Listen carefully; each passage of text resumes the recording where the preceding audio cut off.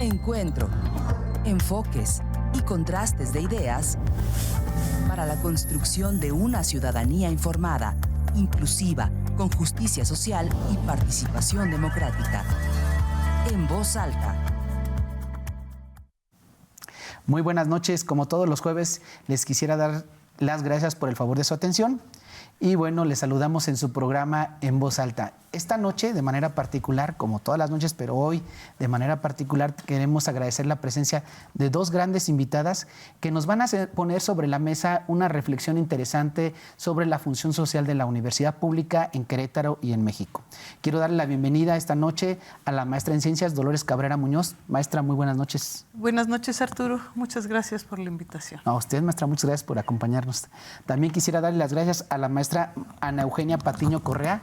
Maestra, muy buenas noches. Gracias por estar acá con nosotros. Buenas noches. Al contrario, muchísimas gracias por la invitación. Un gusto. Y bueno, es interesante converger en reflexiones con dos grandes mujeres que son y han sido pilares en la educación pública universitaria en el estado de Querétaro, porque me parece que podemos rescatar algunas reflexiones que nos ayuden a entender el papel de la universidad pública en este país.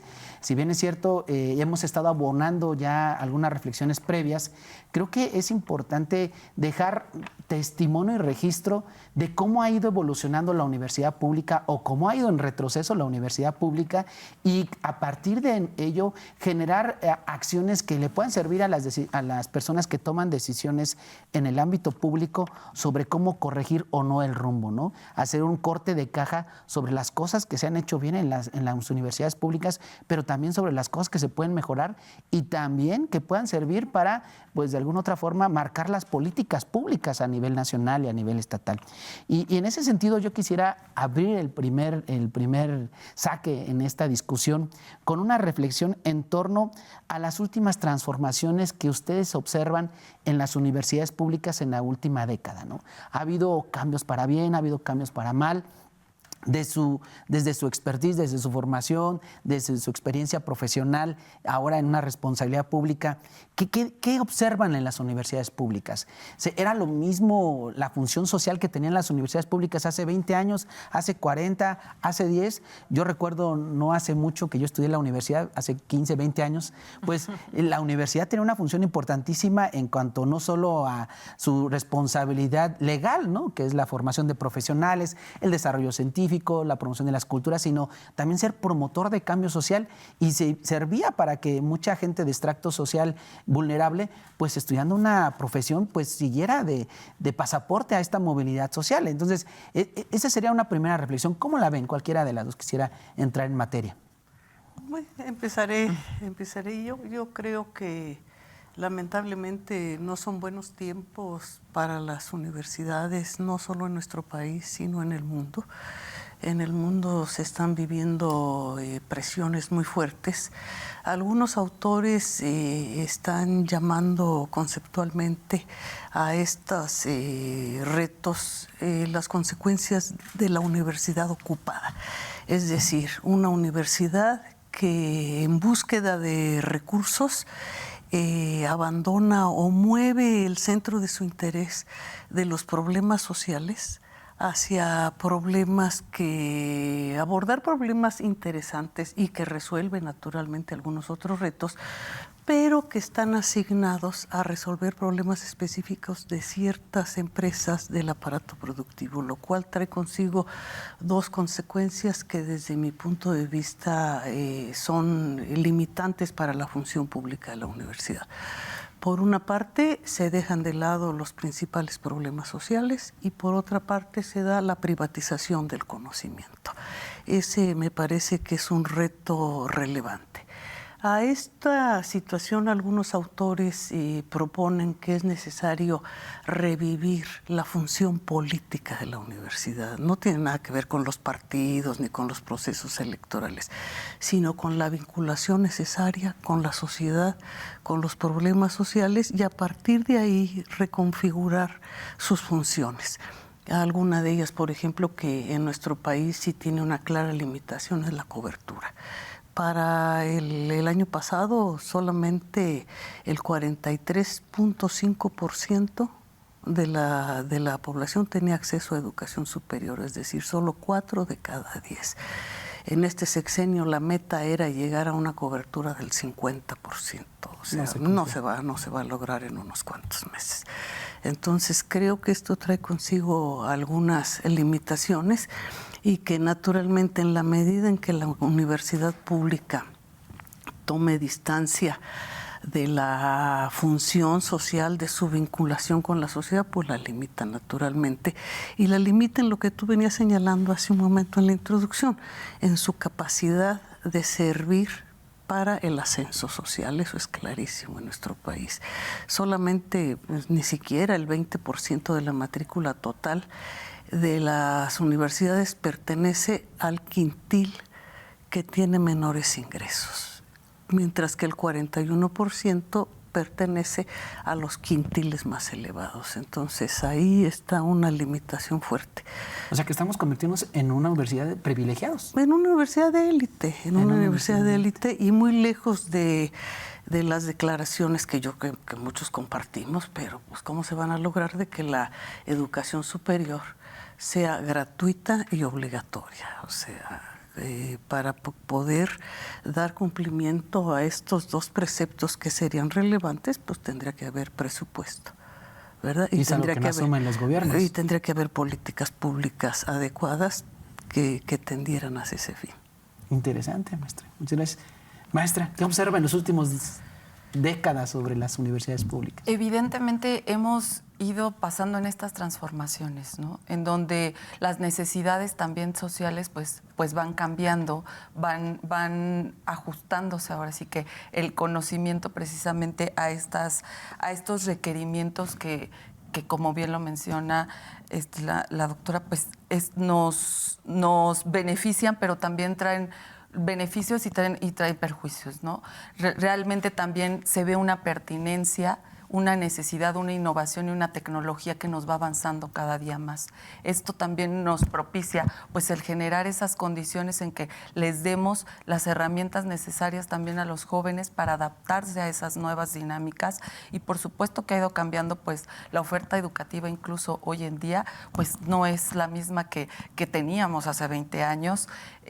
Evidentemente es gracias a estos cambios que se están generando, y bueno, antes no hablábamos de carreras pues tan tecnológicas como hablar de tecnologías de la información, biotecnología, y bueno, pues este cambio tanto en lo nacional como en lo internacional es lo que nos ha venido también a generar y a modificar, y que bueno, son carreras que al final vemos una pertinencia dentro de las mismas, que generan ese conocimiento y que tenemos que seguir abonando a que los jóvenes se sigan cuestionando ese debido conocimiento, no nada más el estar siendo pertinente en algo, sino innovar, qué estamos creando, partir de ese conocimiento para generar un nuevo conocimiento, y de ahí que ellos también puedan estar resolviendo situaciones sociales, que al final es una necesidad que también nos implica dentro de nuestro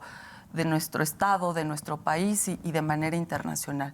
Son enfoques diferentes, pero son realidades en las que hoy en día nos estamos encontrando también y a las que nos estamos enfrentando, y como universidades públicas, pues también darles esas oportunidades a los jóvenes que efectivamente son creadas, pues para no generar esa brecha entre quienes sí pueden tener un acceso a una universidad privada y quienes no pueden tener el acceso. Y bueno, pues de alguna manera estas universidades tecnológicas en específico, bueno, pues son generadas para ese entorno socioeconómico más bajo, en donde pues se ve esas transformaciones, pero donde también se ven todas estos comparativos, vaya, que son realidades también que nos afectan.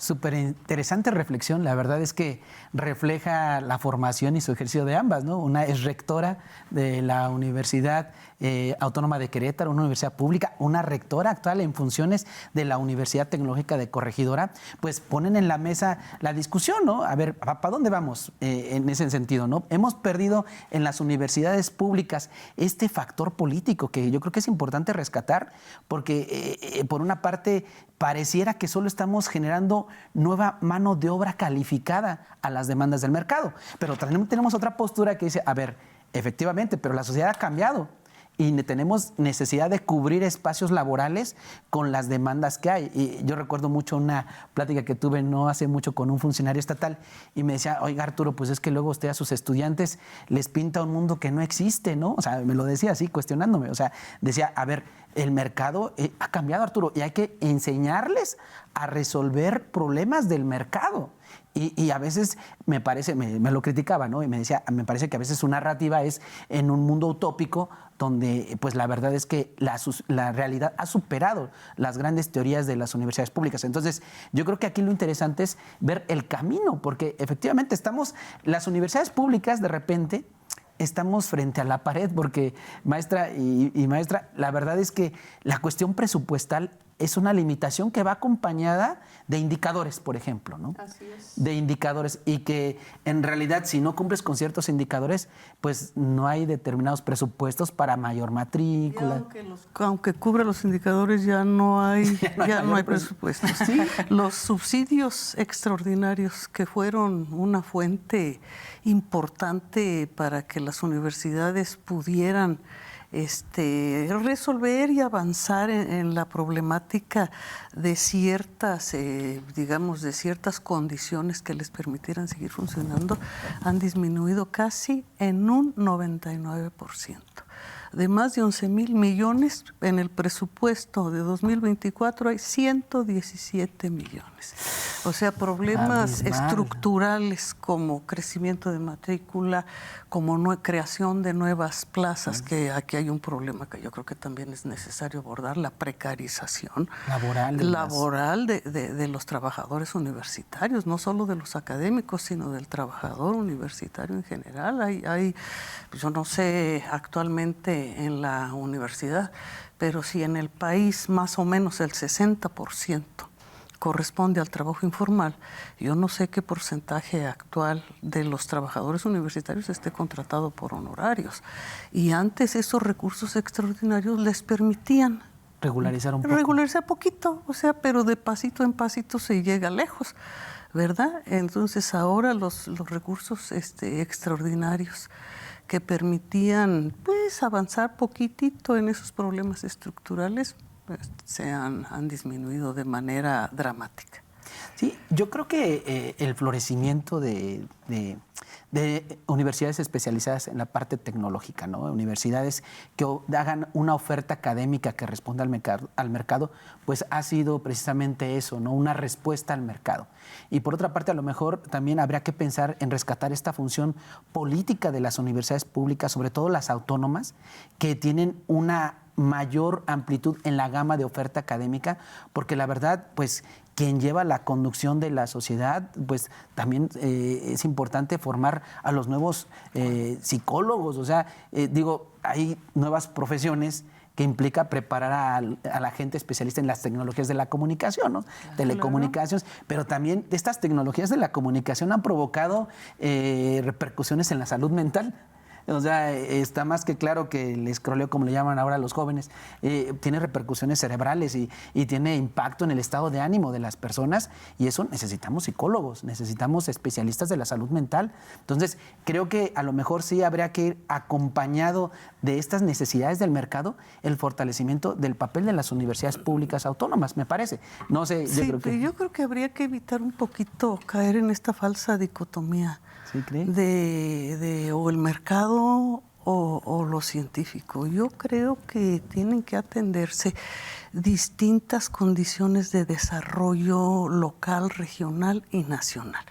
Y en eso tiene que ver la anticipación que tú como institución educativa puedas desarrollar. Es un poco utópico pensar que se puede dar respuesta a las necesidades del mercado, porque generalmente las necesidades del mercado son hoy. Y tú, por menos que te tardes en dar una respuesta, los procesos de formación pues, no son menores de 2 años. Y los cambios son muy vertiginosos. Entonces yo creo que es indispensable realizar esa función de anticipación. de hacia dónde. De perspectiva. De perspectiva. ¿Hacia dónde pueden ir? Bueno, finalmente yo creo que si algo demostró la pandemia es que el mercado no resuelve nada.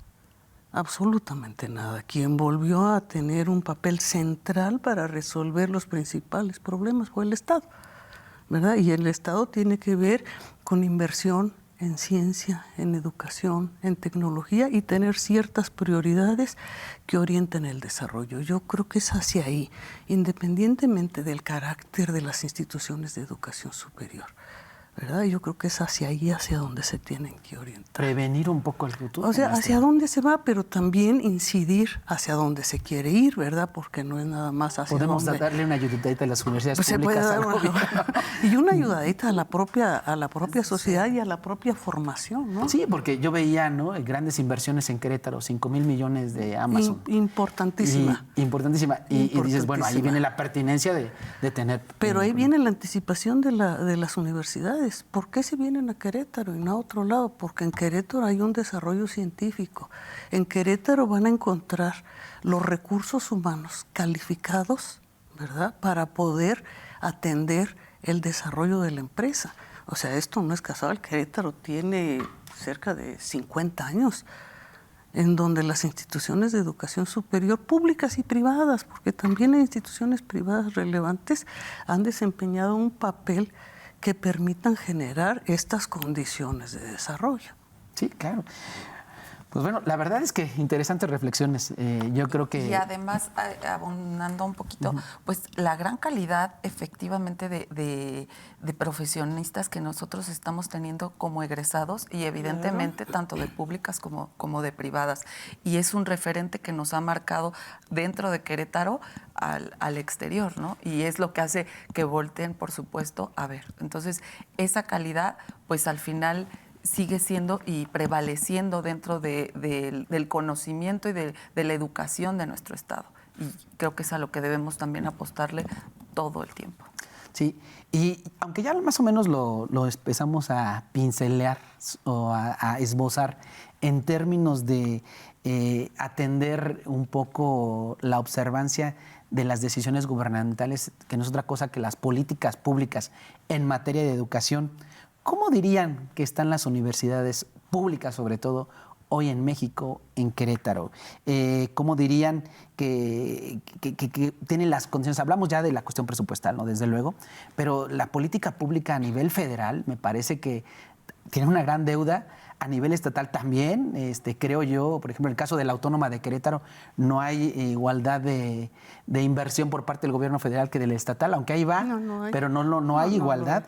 Y bueno, la pregunta sería, ¿es una apuesta real de la clase política de este país, de las decisiones, de las personas que toman decisiones en este país desde los ámbitos gubernamentales? ¿Es una apuesta real las universidades públicas? Pues por supuesto que no. O sea, no basta más que revisar el presupuesto 2024 para poderlo digamos, hacer algunas afirmaciones. El presupuesto del gobierno federal para 2024 propone un gasto de 9,000 millones de pesos, lo cual significa un 4.2% de incremento, pero esto se va a financiar con el 5.4% de deuda. En el rubro educativo es un poco más de 1,000 millones de pesos, es 2.9% mayor que en el 2023, lo cual no revierte el rezago. De hecho, este presupuesto para 2024 es 8.2% menor al presupuesto en términos reales que tenían en 2015. Para educación superior y posgrado, el presupuesto es un poco más de casi 176,000 millones de pesos, 3% superior al 2023. Y representa solo el 16.8% del gasto educativo total. En 2015 era del 18.1%, o sea, en una década, casi una década, hay una disminución de 2%. Respecto a ciencia y tecnología, el presupuesto comprende 60,000 millones, 3.98%, casi 4% menos que en 2023 y 39% menos que en 2015. Entonces, como porcentaje del PIB, el gasto educativo en 2015 24 es 3.04, en 2015 era 3.85. En educación superior es el 0.51, en 2015 era 0.70. En ciencia, tecnología e innovación, en 2015 era 0.34 y ahora es 0.18. Entonces, todo esto pues en cascada, ¿no? Becas, estudiantes de posgrado. Los estudiantes de posgrado apenas alcanzan en nuestro país el 8% de la matrícula total. Los estudiantes de doctorado apenas el 1% de la matrícula total. Entonces, la atención de las condiciones actuales, vamos a suponer del nearshoring, de todo esto, pues requiere recursos humanos altamente calificados, porque se han dado transformaciones importantes en los procesos de producción. Entonces, altamente calificados. Entonces, yo creo que las universidades tienen capacidad para dar una respuesta adecuada, pero también se requiere financiamiento y se requiere políticas públicas que incentiven determinados procesos. Y los datos que nos da, maestra, pues no hablan de otra cosa de dónde tienen el corazón los políticos, ¿no? La gente que decide, pues el corazón no lo tienen las universidades públicas. Y perdón que me meto un poquito al tema político, pero veía la semana pasada la declaración de una de las corcholatas del presidente que decía que la apuesta ya no van a ser abrazos, sino universidades, ¿no? Y pues bueno, esperemos que eso se transforme. Vamos a ver el corazoncito. En defensa creció 121%. Ahí le metieron el corazón. En gobernación, 32%. En bienestar, 27%. Entonces, pues más allá del discurso, digamos, ahorita en campaña, pues yo creo que está muy bien que hablen de estimular, de apoyar el crecimiento de la ciencia, la tecnología, de las universidades públicas, de la innovación. Pero se requiere que este amorcito esté bien reflejado en el presupuesto y diseño de políticas públicas adecuadas. Claro. ¿Usted cómo ha vivido este proceso? Evidentemente, así es como hemos ido evolucionando, que en lugar de ir creciendo, pues nosotros como universidades, pues también nuestro presupuesto es un 50% federal y un 50% estatal. Eso es lo que está, pues ahora sí que en la formalidad. La realidad es que hoy en día hay un mayor apoyo por parte del Estado, que eso también como Estado de Querétaro nos deja en mejores condiciones en estas universidades públicas, porque otros estados pues sí se tienen que sujetar específicamente al decremento que están viviendo y que obviamente se lo ven reflejado. Esta compensación pues de alguna manera nos ha ayudado, sobre todo pues estas universidades que por su naturaleza pues también requieren infraestructura, necesitan todas esas herramientas necesarias. Nosotros no podemos estarles enseñando a los jóvenes con herramientas obsoletas cuando estamos hablando de tecnología, de innovación, de crecimiento, y eso pues nos puede repercutir también en un tema de profesionalización, de calidad. Entonces, ante estas circunstancias, pues sí se ha recibido ese apoyo de manera ahora sí que directa por parte del Estado y en sacar también pues ciertos políticas públicas que nos han ayudado a que estos componentes en materia de herramientas para ellos de infraestructura los podamos nosotros ejecutar.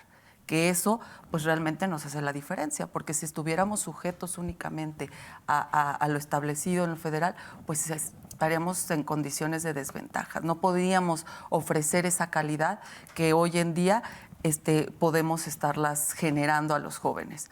Y bueno, pues ese es un reflejo de cómo nos va pegando a nosotros también en un tema presupuestal, pues a las universidades públicas, y que de alguna manera pues se ve compensado. Ahora sí que las prioridades pues ahí se ven reflejadas, son números, les digo, los números no nos engañan, son fríos. No son emociones. Entonces, los números, ¿no? Exactamente. Entonces podemos hablar de muchas ganas y muchas motivaciones, pero si no lo vemos reflejado, pues esa es la respuesta, ¿no? Al final a las condiciones.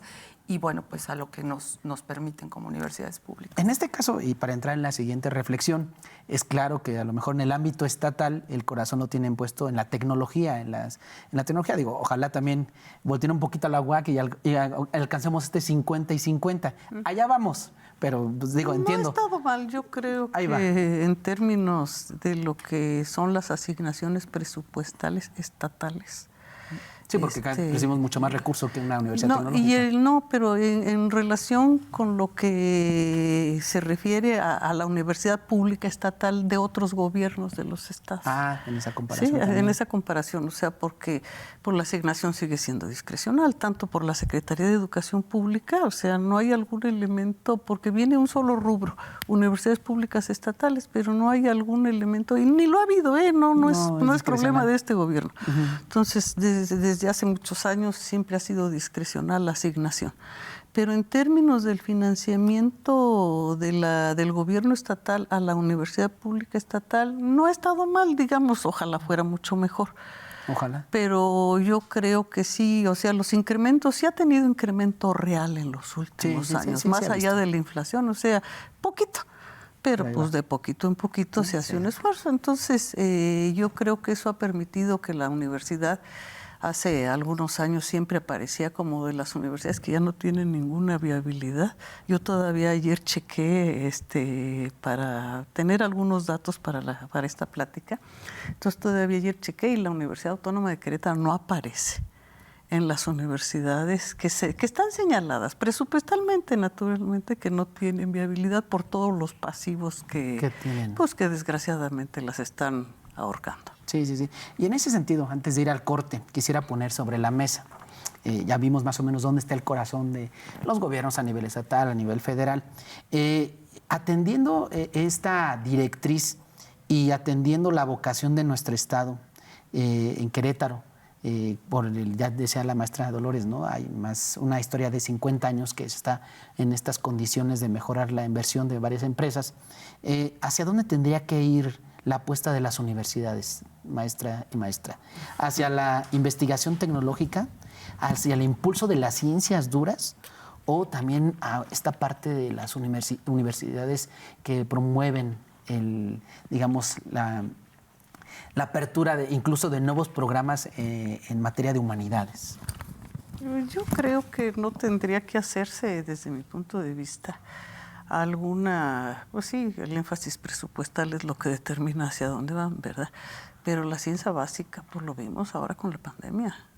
La ciencia básica es la que puede dar respuesta a los problemas que permitan resolver la propia viabilidad de una sociedad.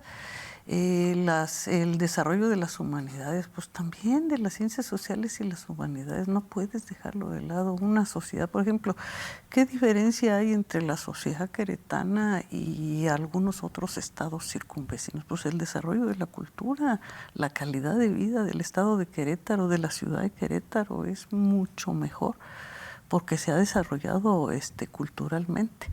Y el desarrollo de la tecnología, pues te quedas atrás si no lo abordas, ¿no? Entonces yo creo que en esto que platicábamos de tener alguna anticipación, pues sí, el poco presupuesto tendrá que destinarse, y si hay alguno un poquito más a ciencia básica o a ciencias sociales, pues te definirá en el corto plazo y en el mediano plazo cómo te articulas al desarrollo de la sociedad. Sí. Bueno, estamos platicando sobre el rumbo de la universidad pública. Quisiera agradecerles a ambas. ¿Les parece bien si hacemos un corte y regresamos con usted, maestra, sí, para atender el tema de hacer el análisis, ¿no? ¿Hacia dónde tendrían que ir las universidades atendiendo la vocación de Querétaro, atendiendo estas variables, ¿no? Ya ahorita la maestra ponía en la mesa, ¿no? Pues lo básico, las ciencias básicas, hay que entrarle. Pero yo creo que también tiene que ser acompañado de esta otra parte de las humanidades para hacer de manera integral este desarrollo, ¿no? Porque este tema de las ciencias básicas, pues no puede estar aislado cuando en la realidad social tenemos problemas serios, muy fuertes, como es la salud mental, como son problemas de la discriminación, pero maestra, hay temas mucho más graves como respeto a derechos humanos, sí, somos una sociedad, a la dignidad. Somos una sociedad muy violenta, ¿no? Problemas como el narcotráfico, eso traen, y hay que preparar a la sociedad para esas cosas, ¿no? Entonces, si les parece, vamos a un corte y regresamos con usted, maestra. Regresamos. Muchas gracias, les agradecemos que estén con nosotros nuevamente, les agradecemos a todas y todos ustedes que estén en esta reflexión interesante. Antes del corte hablábamos de hacia dónde tendríamos que dirigir los esfuerzos de las universidades públicas ante una realidad muy compleja, ¿no? Y yo quisiera empezar esta parte con la maestra Ana Eugenia en relación a que no todo es desarrollo tecnológico. Lo cierto es que Querétaro tiene condiciones, ya las veíamos, propicias para impulsar el desarrollo integral desde la cultura, de las artes, pero también es importante la ciencia básica.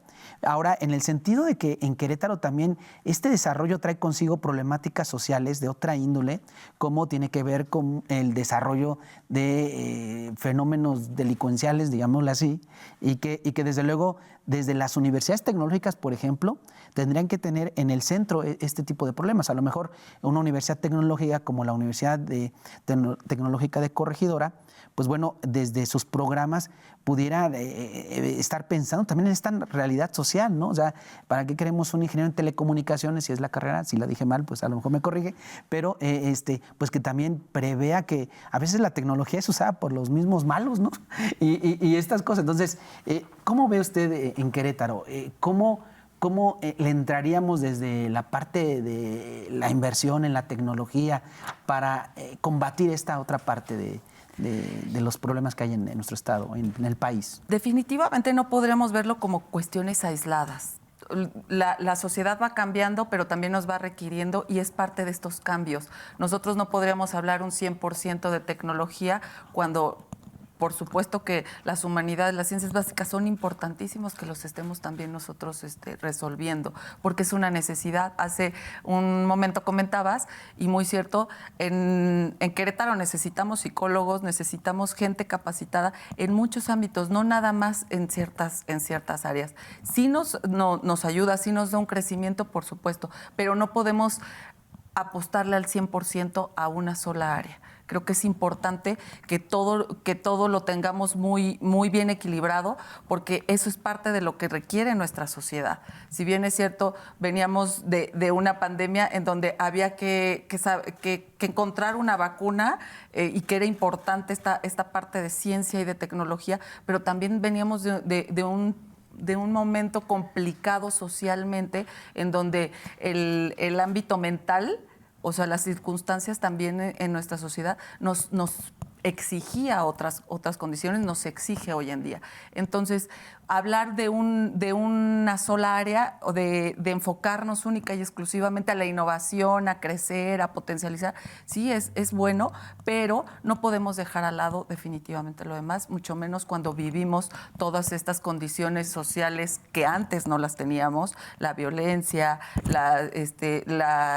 hablamos hoy de una equidad de género, hablamos de muchas condiciones que nos exige y que nosotros como educación, como universidades, tenemos que resolver también. No podemos dejarlos a un lado y que sean parte también de nuestros programas. Es cierto, la pandemia dejó en la mesa una serie de reflexiones interesantes y secuelas que usted nos va a platicar, maestra, ¿no? Por ejemplo, en el tema de la educación, pero quisiera... En el tema de la tecnología, por ejemplo, yo creo que la pandemia puso sobre la mesa el atraso tecnológico de la educación.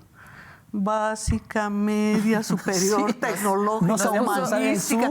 Nos puso en el ojo del huracán. No solo eso, eran clases presenciales vía remota, que eso es cosa muy diferente de educación a distancia. Son cosas conceptualmente diferentes. Y ahí, desde lo básico hasta el posgrado, yo creo que... No supimos, maestra. Pero eso te refleja un atraso tecnológico, no solo de las instituciones, sino del personal académico, de los estudiantes, del país, pues.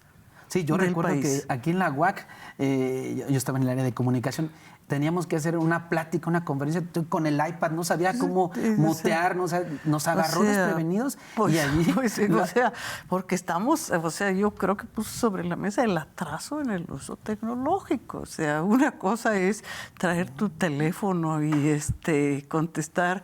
Decía mi hija que yo escribe, y luego nada más pongo, hola.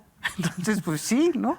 O sea, un atraso tecnológico en términos generales que ciertamente tiene que reflexionarse, pero tiene que incorporarse, aunque sea críticamente, no de manera crítica, pero tiene que incorporarse. Señalaban algunos autores lo que comentábamos al principio, 2 años de atraso en términos generales para todos los estudiantes mexicanos. ¿De todos los niveles? De todos los niveles. La reflexión y los datos los ponían para básica.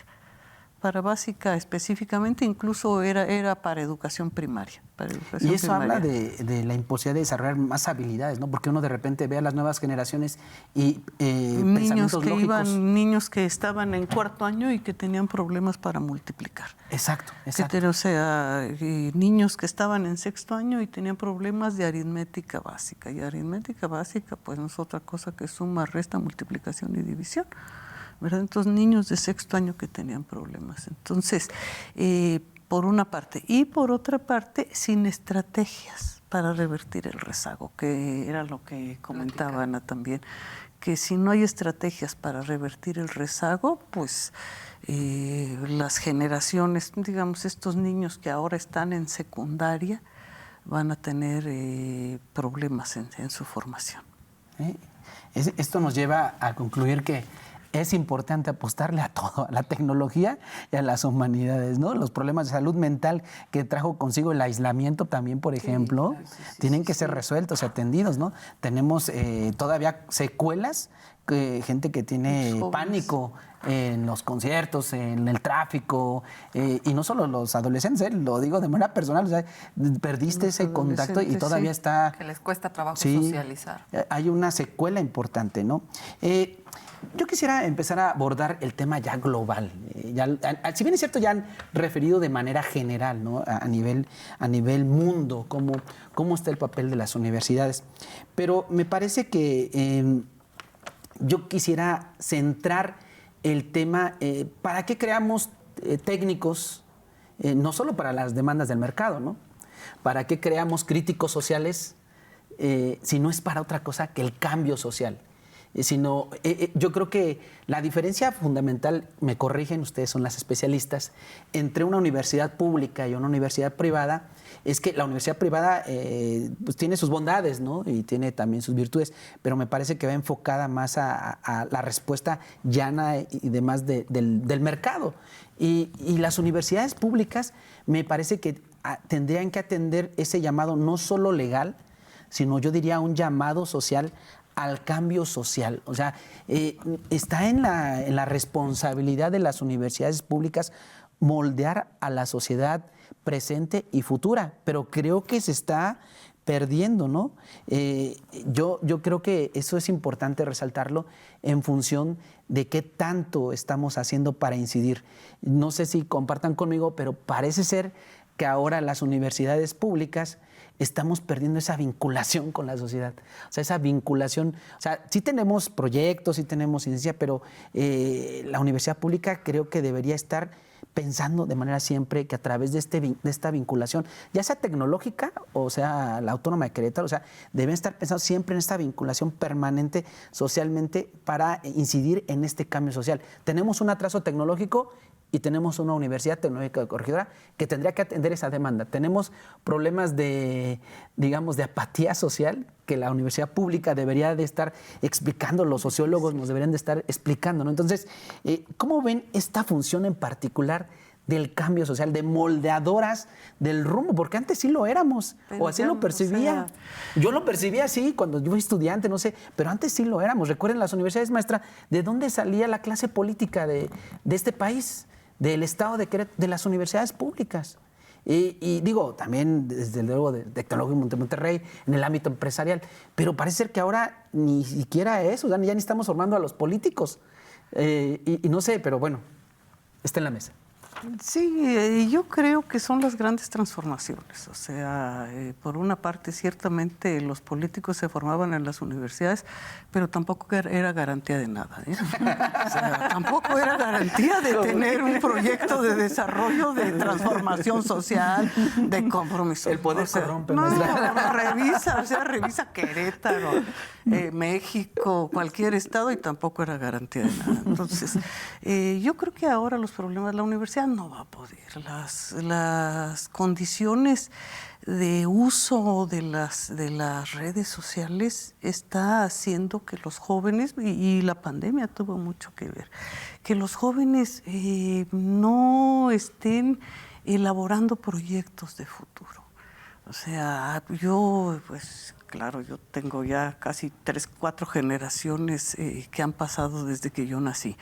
Entonces, cuando yo terminé mi carrera, tenía muy claro qué quería hacer, hacia dónde iba a ir, cómo tendría que caminar.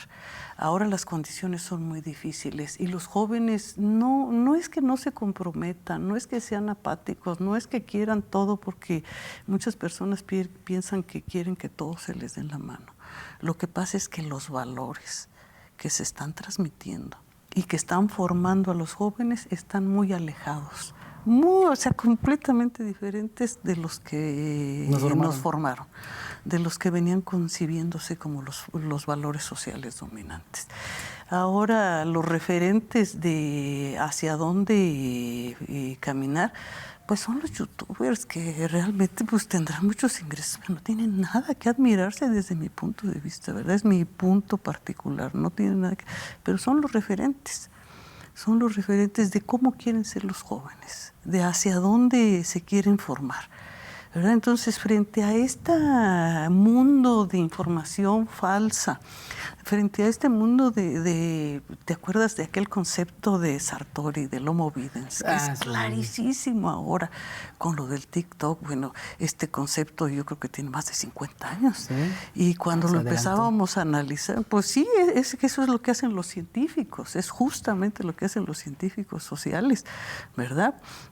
Anticiparse como lo hacen los científicos, los químicos, los físicos, anticiparse hacia los problemas que vienen para poderlos resolver. Entonces yo creo que ahora es clarísimo ese concepto en la formación de los jóvenes. ¿Qué puede hacer frente a eso la educación en general? Porque no solo es problema de las universidades, es problema de la educación en general, de las familias.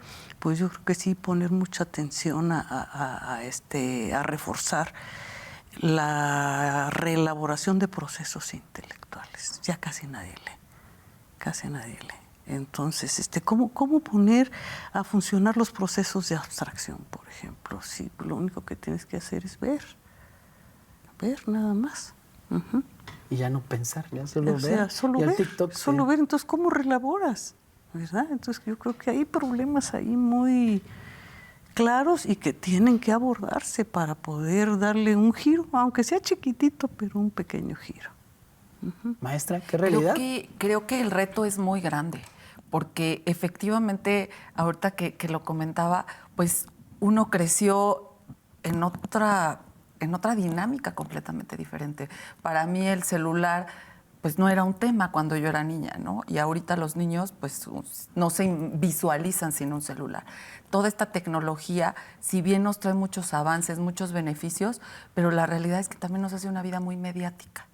Los jóvenes empiezan a querer todo muy rápido, a que todo lo quieren absorber, pues ya no invirtiendo tanto tiempo, ya resulta luego hasta aburrido. Entonces, ahora es un gran reto el que trabajamos también dentro de la educación y dentro de las universidades, de cómo hacer no tanto atractivo, sino volver a concientizar esa parte, que todo es importante, que la tecnología les ayuda, pero que no todo se resuelve con un clic. Siempre les comento a los jóvenes, en la vida hay que invertir mucho tiempo, hay que tener paciencia, hay que generar esos hábitos y esa constancia. Pues ya ahora ya los jóvenes ya son así como más estresados porque también la tecnología eso hace, ¿no? Es llevar una vida más aprisa, más estresada. Y entonces, pues para ellos es difícil porque ellos han crecido ahora en esta nueva era, ¿no? Entonces entender ese proceso, pues es ahora como ayudarlos a caminar en este ámbito y a que sean también, pues, más empáticos con su sociedad. Efectivamente no es que no lo sean, pero sí veo también jóvenes a problemáticas que antes nosotros nos cuestionábamos, nos preguntábamos, criticábamos y veíamos alguna respuesta y nos sensibilizábamos con el de al lado. Entonces ahora cuando veo proyectos, por ejemplo, dentro de la universidad que hablamos, de proyectos importantes en que generan los chicos una solución a una problemática social de su vecino. Hay un caso muy específico que siempre me gusta mucho platicarlo porque un chico tenía unos vecinos sordos y decía, ¿cómo le puedo yo ayudar ahora desde la tecnología? Entonces ya ven que sí es una herramienta que les puede hacer esa inserción y entonces generó un programa precisamente en donde pueda hacerse a través de señas y a través de la tecnología. Pero es trabajar ahora de manera directa con los jóvenes sobre esos temas. Sí, entonces, pues entiendo entonces que está difícil que la universidad vuelva a hacer ese papel de cambiador social. Muy difícil. Muy difícil. Seremos testigos hacia Fíjate, nuevo por ejemplo, rol. hay mucha, la disposición de la información, hay muchísima información disponible. Pero los jóvenes tienen que discriminar, porque igual hay mucha basura. La infodemia, ¿no? Que uno de nuestros académicos sacó ese concepto. La infodemia, y la verdad es que sí, nuestras nuevas generaciones tal vez... Tienen que tener elementos, criterios, conceptos para poder discriminar. La doctora Marta Gloria, que es una académica de la Facultad de Ciencias Políticas ya jubilada, decía que ella para verificar una información en redes sociales se tardó 2 horas y media. Claro. Dice, un joven no lo va a hacer de una información. Nada, y empieza a circularlo y se hace la bola de nieve. Y ya se volvió posverdad, que es ahora posverdad. ¿sí? Claro. Que ahora la verdad ya no es la esencia de las cosas como decía la ciencia, sino la verdad tiene que ver con los efectos que produce en las personas. Entonces, con los me gusta. Con los me gusta. Qué horror. Con los me gusta. Y la verdad es que pues es triste pues ser testigos de este papel nuevo de la universidad. Pues, pero más que triste, yo creo que te ponen en el espejo de qué tienes que hacer. Los que están en la universidad, naturalmente, ¿verdad? Tú que estás ahí. Sí, pues yo lo veo triste porque la verdad es que también las herramientas al alcance de los académicos, de las mismas autoridades, de los mismos estudiantes, a veces son muy difíciles. Ahí es el problema de la precarización. Sí, para poderlo atender requieres estar también con los recursos tecnológicos necesarios. Sí, no, la verdad, y es que a lo mejor si hay espacios que no se cuentan con ellos, ¿no? Pues qué reflexión, pero yo creo que la mejor apuesta siempre será la de usted y que entienda un poco más el tema del nuevo papel de la universidad. Yo no quisiera irme, quedan escasamente 4 minutos y me gustaría repartirlos con las dos para cerrar en el ámbito de la experiencia personal. Me gustaría preguntarles cuál ha sido lo mejor y lo más agrio de su travesía por la universidad pública, como exrectora, como universitaria, líder sindical, profesora, académica, máxima autoridad de la UAC, como responsable de una de las universidades más importantes en el estado en el ámbito tecnológico, como hija de la UAC, porque usted estudió aquí la licenciatura. Así es. Entonces, exacto. ¿Cuál ha sido lo más, digamos, lo más lindo y lo más amargo de esta travesía? La que quiera. Yo, la verdad, de puras satisfacciones. Para mí fue un gran privilegio. Le comentaban antes de que llegaras, nunca salí prácticamente de la universidad. Yo empecé a estudiar la preparatoria en el 67 y salí hasta el 2012. Entonces, ver pasar la formación, encontrar todavía un montón de gente. Adiós, maestra, ¿se acuerda de mí? Sí, claro. O sea, adiós, maestra. Usted fue maestra de mi mamá. Y ver la universidad con un gran potencial de desarrollo. A mí me tocó, pues, gestionar. En la gestión teníamos que apretar y tuve mucho apoyo de los universitarios.